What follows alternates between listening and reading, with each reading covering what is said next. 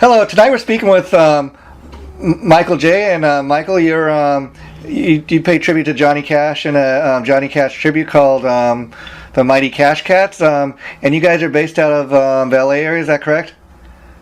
Yeah, well, the LA area, Ventura County, actually. Okay, okay. And I was curious if we could start the interview off by you telling us how did you first get into the music of Johnny Cash?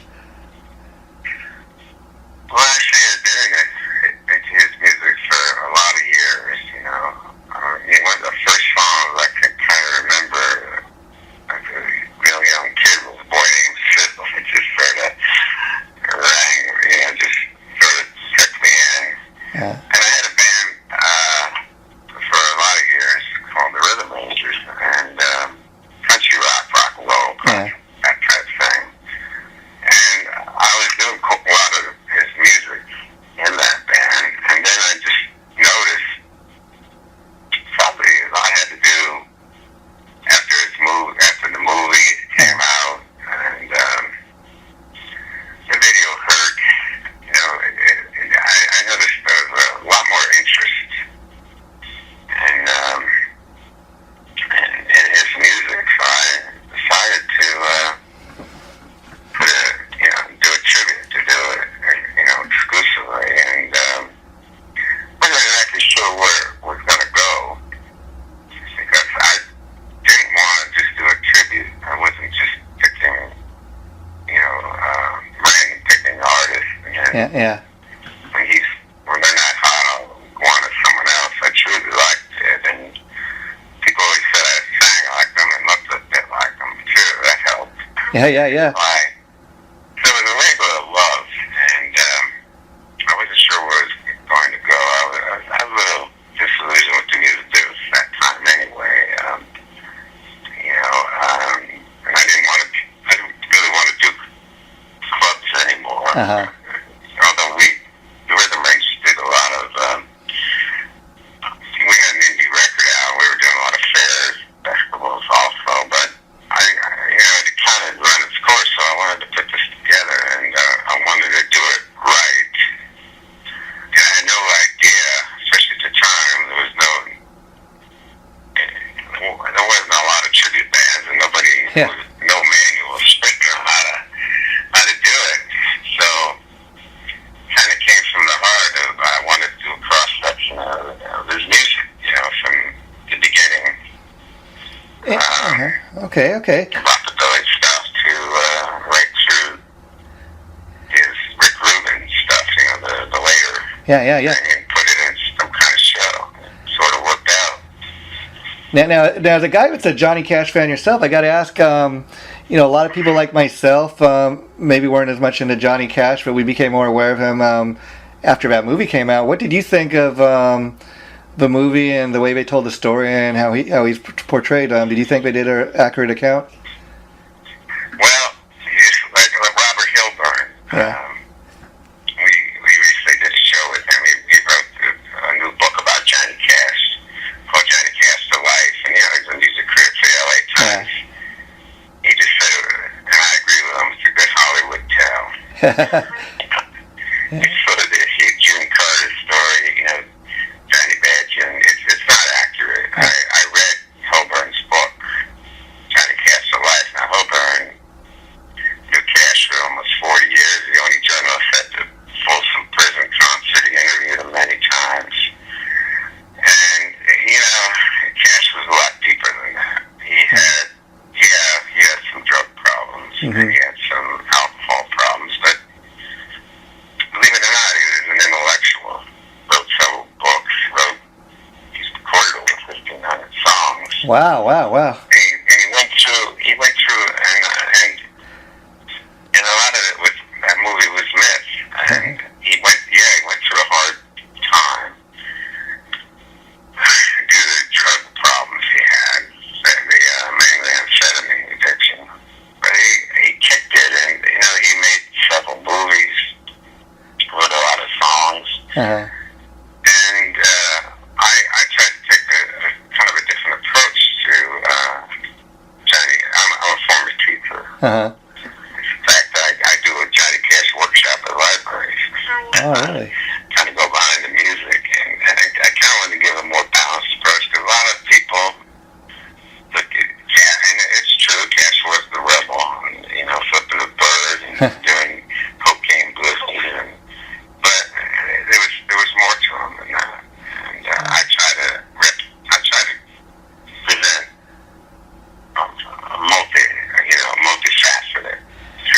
Yeah, I got to tell people that are going to be listening to this that I've never seen your band, the Mighty Cash Cats, but like I got in your webpage, and I'm looking at the photos that are up there. You really look the part, and I can tell just talking to you, what a diehard Johnny Cash fan. And I think when you have a guy like you doing it, that makes all the difference in the world, as opposed to a guy just get up on stage to make a quick buck. You can tell your heart's really into what you're doing.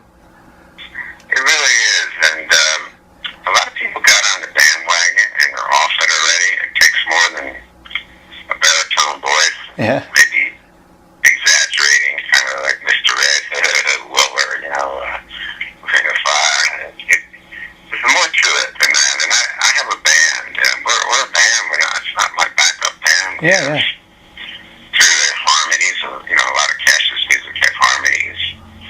He traveled with the Carter family, Statler Brothers.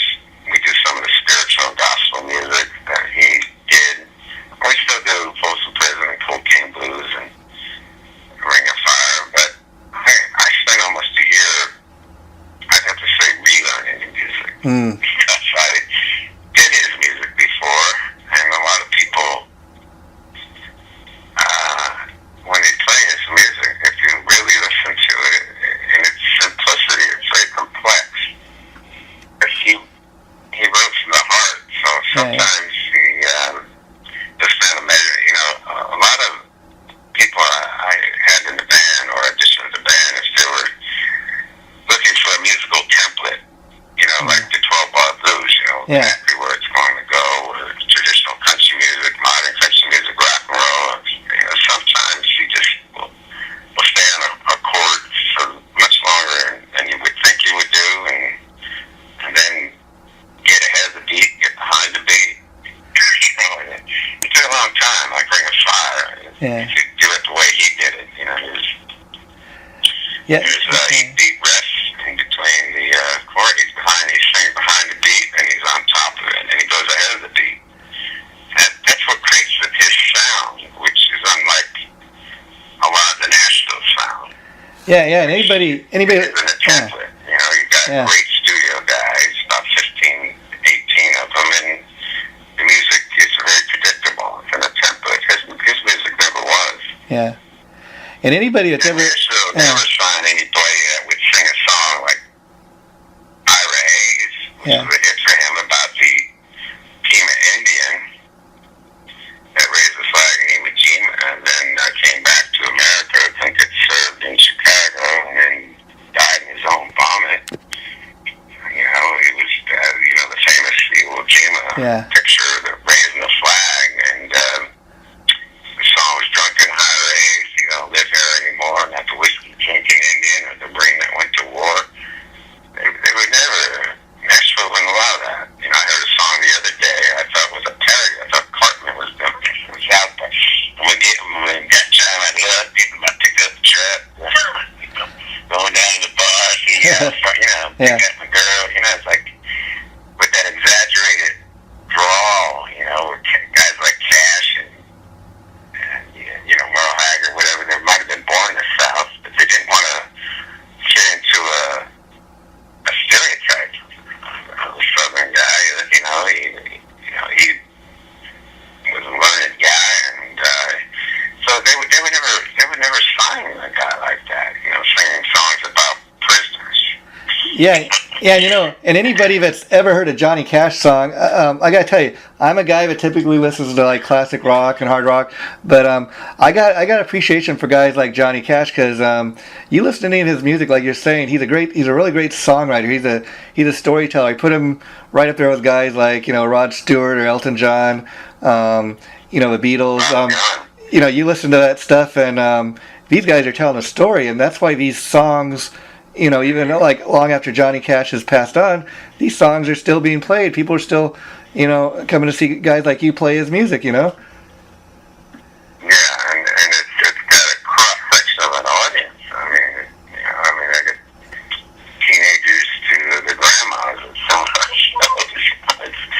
It's amazing because his music speaks to different generations. The younger one, they of course like Cocaine Blues. Heard some of the newer stuff he did,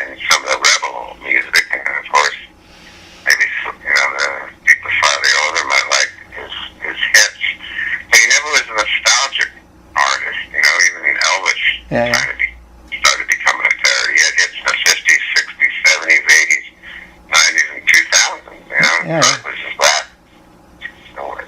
The song he did that was written by Trent Reznor of 9 Inch Nails. Wow. Yeah, that says it right there. Recorded. Wow. So he tried to stay relevant, and he didn't try to change his sound. Yeah. You know, a lot of times artists make it, and then they put 40-piece orchestras in the back of them and all kinds of slick studio tricks. And he kept that raw sound that he felt from his heart. Pretty much kept the same band for 50 years. You know, a lot of artists, such as always, dump their band. First thing they do is dump their band. You know, when they get big. So, but I also know Jim Carter, a girl in the band that does Jim Carter, and that's a big part of his story and his musical story is the duets he did. So when I put the band together, I thought to do it completely accurately was to have a female singer. So I have a girl I've been working with almost 7 years, and she does the Jim Carter. She'll sing a couple of her songs solo. Then we do all the duets like Jackson and so on. So the show has a flow. It starts with the early hits, you know, like Ring of Fire, Most Prison. Then we go through duets, and then we end it with his newer, you know, Rick Rubin produced Oh, okay. recordings, and it's narrated also. So it's kind of it's a show that it kind of took a life of its own. I did it not sure what was going to happen, and I started. The band's first gig was in January 2007, but I started the band in 06. Started on the material and rehearsed the band. Wow. And it kind of took off on its own within a. Yeah, you know, I was going to ask you about that because, you know, when we started the interview, you were talking a little bit about, you're a guy like a lot of people, but, you know, you've probably been doing the music scene for a number of years, you know, doing your own original thing, and kind of were a little disappointed in the way the music industry was going. So how surprised were you when you decided to go the route of doing this tribute thing and seeing the success you've had with it? Well, I was really surprised because at the time I hate using the word burned out, but Yeah. I just, you know, been doing the music, same band for a while, and, you know, I wanted a change, and I was thinking of just doing something part-time, you know, something I really loved and wanted to do. And the second gig we did, Joel Brandis shows up, and he books Doobie Brothers, War, Cheech and Chong. Wow. I said, "Really, we're on tour." Yeah. Next thing I know, 2 months later, we're on tour. You know, it's like, it wasn't quite like a Hollywood story. He'd been looking for what we were doing, and he went to several different websites with sound clips, and he thought that I sounded the most like Cash, and he wanted to come out and see if I could deliver it.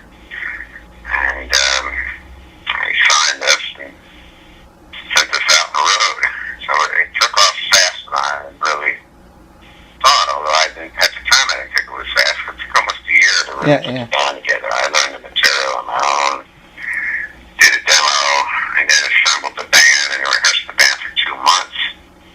So I think I started around April and May of 06, and we do our first job is January 07. And 2 months of rehearsal with the band, and about 6 months of me just charting all the stuff out, you know, and learning it. I got every concert video, every CD, you know, recording we did, and just studied the music. Found out it was a little more complicated than I thought. I had to unlearn some of the stuff. I was doing quite a bit of this music, and I wasn't doing it accurately, and I wanted to have it accurate. I want drum parts accurate, all the guitar parts, the vocal parts. Yeah, I mean, like I said, you look like him, and just talking to you, you kind of have your voice kind of, you know, your talking voice kind of sounds like him. Is that something that took you a lot of time to really, you know, get down to the look and the sound, or is it's more like you're saying you kind of? I was born like that. Yeah. I was born with the voice and the look. I had a friend of mine, come out and saw me. And, she's a studio musician. She's a symphonic, violinist. Plays a lot of local, symphonies out Southern California. She does a lot of studio work with Warner Brothers, Fox. Does all the Simpson sessions, Family Guy. And she came out and she was very, like a Juilliard type person. She was a music graduate. And she thought, really, it must have been really hard to get that baritone. You really studied it. And I said, I'd like to say that, but it's my natural voice.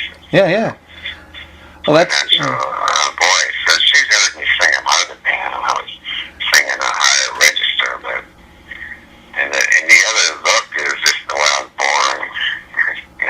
No plastic surgery. No. I mean, I'm just saying, you really look the part, and I don't know if it's just that you put a lot of hard work into this, but I mean, you must get that. People come to your shows, after you're done performing, they come up to you, must tell you, oh man, you look just like Johnny, or I remember seeing him live. He took me back to first time I ever seen Johnny Cash. I mean, you must get, read reviews and get people come up. We do quite a bit, and every once in a while I have somebody come up that saw him back in 62 or 65, and I do some of the retirement communities sometimes, not with the band, but with the female singer now. She plays bass. Wow. We do a duo. Part of it's supplemental, but part of it really puts a great smile on the people's faces. Well, I do this one in Burbank that has a lot of retired showbiz people, and it's one stuff. Every time we go there, we go there like sometimes 2 times, 3 times a year. One fellow's there, I guess he was in the business, and his daughter's with him. After the show, he comes up and reminisces about he and I. Remember back in 59 when you and I, and that's his daughter, he's totally has Alzheimer's. So he's totally but the music jags him back. Yeah. And all the songs. And he thinks I'm really Johnny Cash. And he comes up and we hang together. He talks about old times. I guess he was in the music business back in the day. Wow, that's really cool. Wow. Worked with him or whatever. It's not funny. No, I hear you. But I mean, really happy because a lot of times he doesn't really have some lunch. I mean, that's a great story right there, because again, it's not so much that you're making fun of somebody that's, suffering from Alzheimer's. It's just that, even this man suffering or whatever with this disease, you're giving him a little bit of enjoyment with this music. And me myself in my day job, I work with people that are mentally disabled. I see kind of what you're saying. A lot of these mentally disabled people, they enjoy music, and it really helps them, get through their everyday life. It's just amazing. Music with Alzheimer's or dementia, it snaps people back. And that's what his daughter says. Most of the time, he's like I said, he can't remember when he has so much, but he knows all the words to all these songs. And he can talk them, sing them, whatever. And he likes to come up to talk to me and reminisce about, I used to hang out together. Wow. And I kind of go along with it. Yeah, I hear you. Yeah, sure. I hear you. His daughter loves it. Because most of the time he's just totally blank. He can't remember. Michael, that's a great story, because that just shows you the power of music. How that universal. It really is a universal language. People come to concert. It doesn't matter if you're black, white, Chinese, handicapped. Everybody enjoys it. And I've taken this music overseas. I've taken it to Israel. Oh, what was France, Holland. What was that like? In it? Go back to Ireland in March. They love this music all over the world. They really do. Wow, that's amazing. See, and a lot of the reason I enjoy talking to guys like you that do these tributes is, as you might see yourself, there's a lot of people have misconceptions about tribute bands and tribute artists. They think they're failed musicians, people just living off other people's music. But I mean, in your case, you look the part, you sound like Johnny Cash. Johnny Cash is no longer with us, so you're helping keeping the music alive. And I can tell you're not just in it to make the money. That's kind of like a side benefit, obviously. But you're a true Johnny Cash fan. Just wrote me, and actually one daughter, she came and sang with me, and both of them, Kathy and Cindy, have thanked me for the presentation that I do. Because it does. It's like keeping music alive. People say, well, wouldn't they be upset about you doing it? Like, well, why would they? Yeah. I play a concert with 1,000, sometimes as much as 10,000 people have done, and some shows up in like Dakotas. Well, only if 1,000 go out and buy a record. Yeah. It keeps the me. Oh yeah, I remember that. Oh yeah, I forgot. Cash. Oh yeah, man. Hopefully they're gonna buy one of mine. We do have 2 records coming out. Okay. One's all original. Okay. And one is a tribute to Johnny Cash and June Carter, and the title track I wrote called The Ballad of Johnny and June. Oh, cool. And the other record's called Bikers to Bankers, which was something, a review in the LA Times that said the audience ranged from bikers to bankers. Wow. So I left the show that a lot of bankers are bikers. Bikers are bankers. They only can afford those $20,000 Harleys, I guess. But there was a review, and the audience was Beamers and Harleys. So I wrote a song, and it's a song called "Last the Boogie" about a bar call in Alaska, based on a true story of a return up there. And that's the original record we're doing. And then the other one is so they should be out. They're about 80 to 90% done, man. We just got so busy this summer that wow. we're finally slowing down after around November 4. After that, we're going to take a little time off to try to finish our record. We get very busy in the summer, and we tour a lot. Wow, that's cool. Now, the original record, I was curious, is that done by also the Mighty Cash Cats? Is it the same band? Yeah, we're calling Mighty Cash Cats because I wrote all the songs on it, but the girl sings a couple. I wrote for her. And that's, all original material. Well, that's So cool. we're working we do it in analog too. We have our own studio, and we decided to do it. The other one's been done Pro Tools and digital, the cover one, but the original one we decided to do it analog, trying to get that sound. All the great acts you think of, whether it's Cash, Elvis, the Beatles, the Stones, all analog recording. Wow, that's cool. So We've done on the 4-track. So I guess once the CDs are available, people can get that through your website? Yeah, they'll be on CD Baby, and they'll be on iTunes, Amazon. And so as far as the original CD, will you guys be performing any of that original material at any of your shows, or do you strictly stick to the Johnny Cash? Yeah, we do it now. We throw in some, we throw in, some of the cuts right now. And we do the Ballad of Johnny and June in our cover, and then we do Bikers and Bankers. Oh, okay. And they're not really Cash per se. They don't have. I decided I didn't want to do a parody record because that sound of Cash's was in the 60s. I hear, 70s.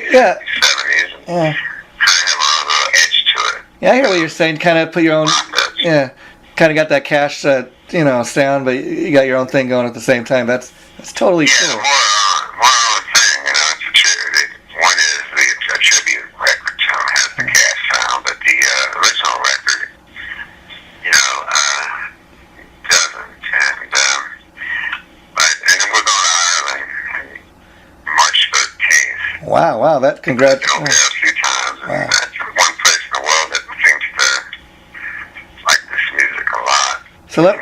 So let me ask you, as far as these gigs you get that are out of the country, do you typically have people contacting your manager, or they see you on YouTube or something, or how do you get these gigs? Because that's pretty big business. Well, I went to Israel a couple years ago. It was the 30th anniversary of the Jacob's Ladder Festival, which is held on the Sea Galilee. Oh, okay. Wow. 6 miles from Tiberias.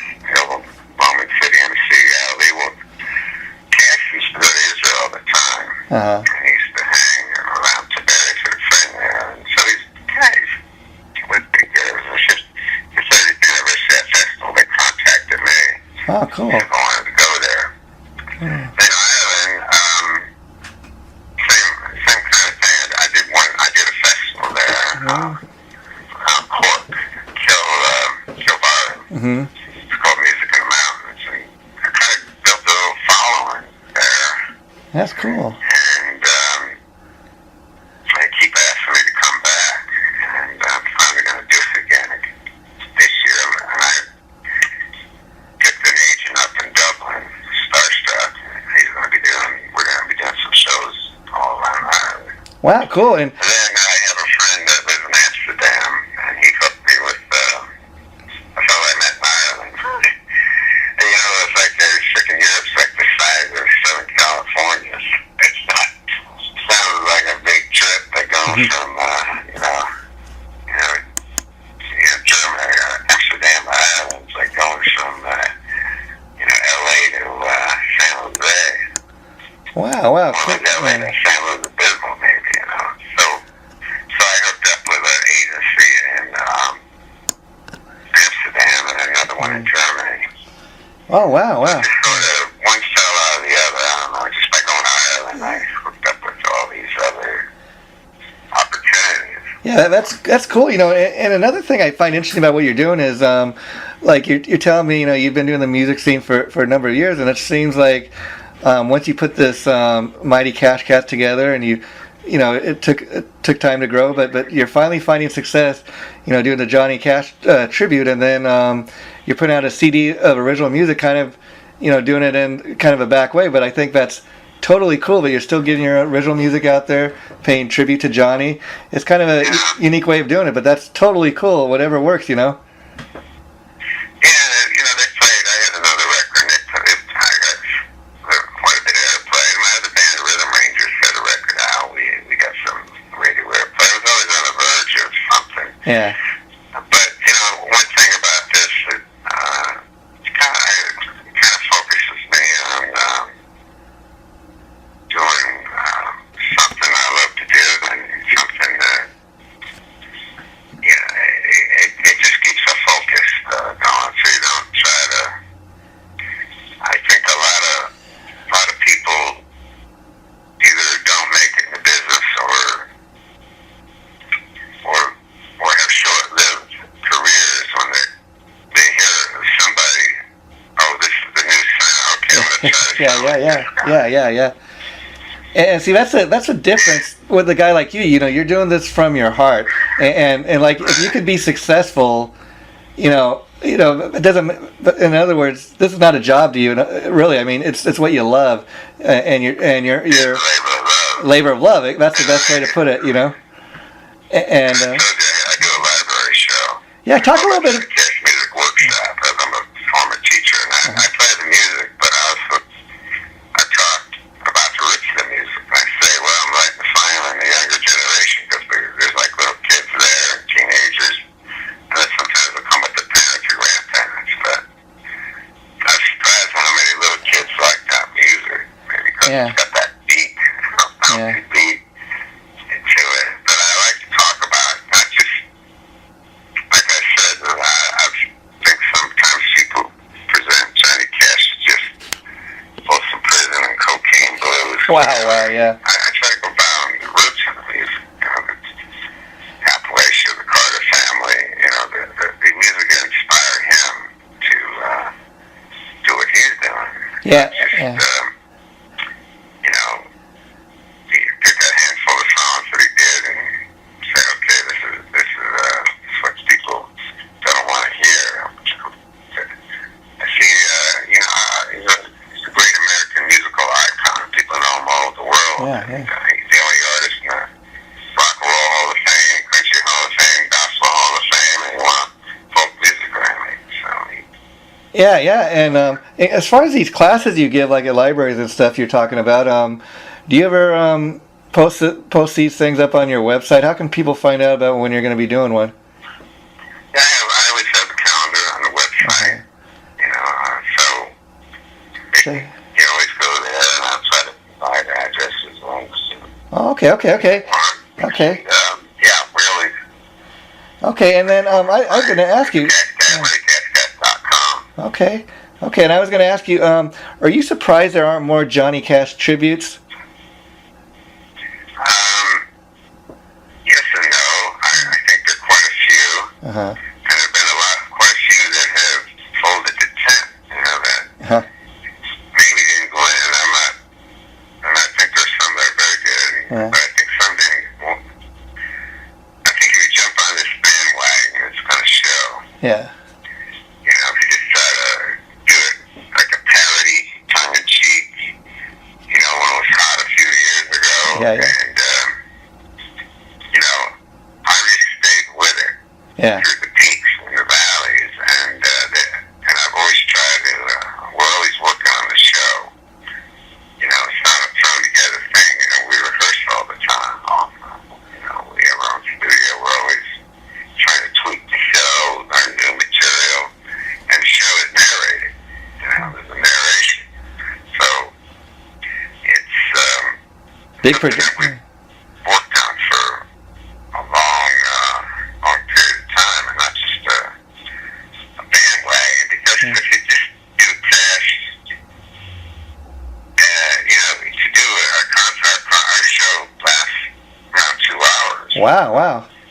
Yeah, and people go, well, how can you just do 2 hours of that material without being, but it's, if you present it right, there's more than enough material. We've done as much, we've gone over 3 in some concerts, with encores and so on. Yeah. Wow. But if you're just picking out a couple hours of Johnny Cash material with one guy singing it, no harmonies, no Jim Carter, I think it gets old. Yeah. Wow. I think if you're just trying to do, you don't have a rehearsed group, you just get a guy, without the harmonies that he has. Yeah. Without the female vocals, to do the duets to cover the whole career. I think a lot of guys try it and fall by the wayside. Wow. Yeah. It's like with anything, there's a lot of work involved, and people all the time are trying to jump on this trippy bandwagon. I see it all the time on Craigslist or whatever. We're going to make a lot of money. And I had a friend of mine that was trying to put together a tribute to actually Neil Young, with another fellow. And I said, you got to do it like you do classic rock, where you're the Brown Eyed Girl version or Mustang Sally, but you're doing a Neil Young or Neil Diamond, or you're going to actually spend the time to rehearse it and put a cogent show together. Yeah. It's just not going to work, because a lot of times what separates the men from the boys and this tribute band thing, like we'll play a theater, Yeah. be 1,000 people, 1,200 people, and they're sober. The bar band, well, if someone's paying, a tribute band is $15 to $30 a shot, But in the bar band, well, okay, you got a good beat. Doesn't matter that I guess you should know most of the words. Yeah. You got a good beat, people that are drinking, there's the socialization with their friends, and of course there's the sexual dynamic, people trying to meet other people, whatever you call it. Uh-huh. And the band's not always the focus, but you're doing a tribute show and you're doing festivals or whatever fair. Yeah. We do a lot of performing arts centers for Mark Levy, Peterson, and they're sitting there, you got 1,000 people that are sober watching you. So we can't use music stands, you should be reading the goddamn material. Yeah. Spend time. I've seen people with music stands doing it. You should learn it. Yeah. Memorize it, man. Come on. There you go. And I was going to ask you, as far as doing your shows, like you say, you do these 2-hour shows. Do you typically headline all your shows? Do you play with other tribute acts or? No, we do.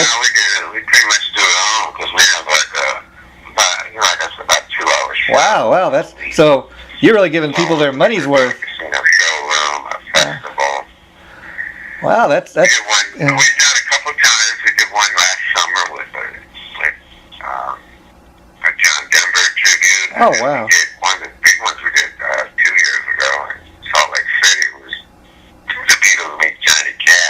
Oh, wow, that'd be cool. Wow. Mark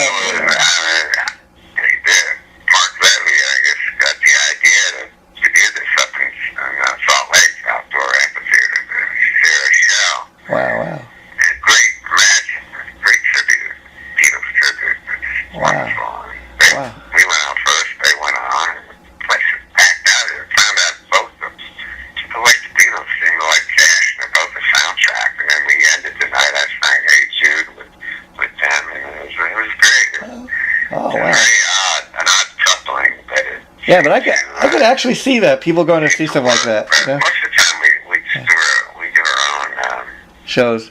Our own show, with, like I said, at least about 2 hours. And, Okay. Anybody that wants to put a tribute band together, it's a lot of hard work.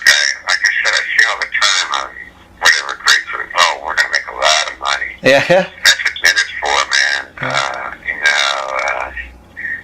We'll make more money than these classic rock bands. But what I noticed in bands more and more, and it's a chicken and egg thing, maybe you shouldn't quote me. People who are working in 6, 7, 8, 9, 10 bands. Wow, yeah. And are proud of it. And to me, and I was getting in trouble with some of my brothers and sisters. To me, it's like bragging about having 4 part-time jobs. Yeah, I work at Burger King, I work at McDonald's, I run such a night shift at Target. Wow, yeah. A bunch of part-time jobs rather than one good one. Yeah. You have 4 or 5 mediocrities. Yeah, I hear you. Yeah. You really need to put, in the tribute band world, you really need to put the time.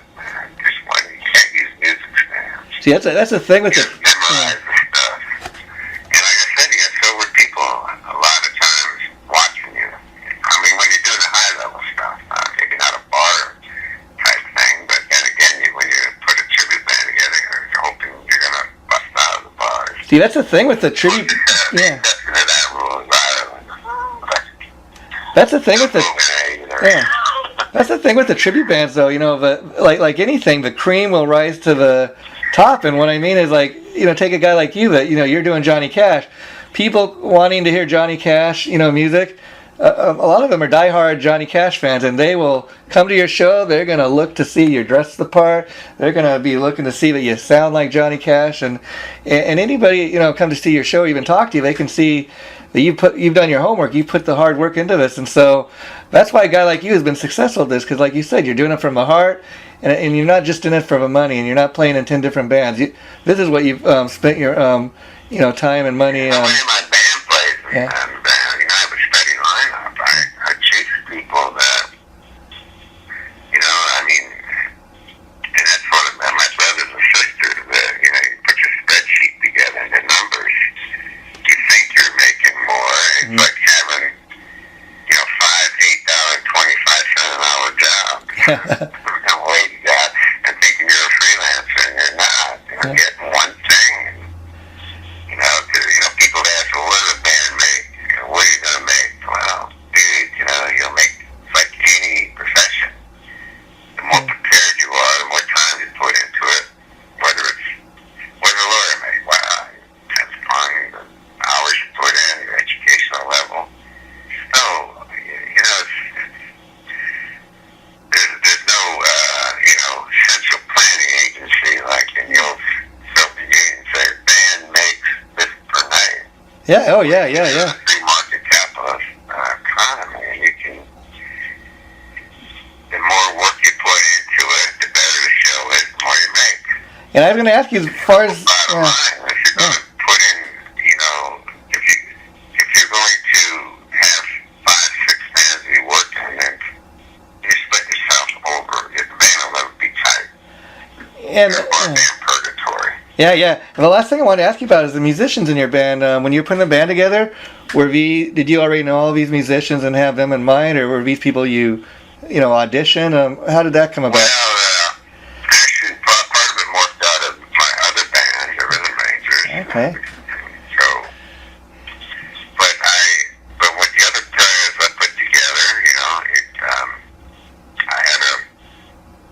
I had to go through a few to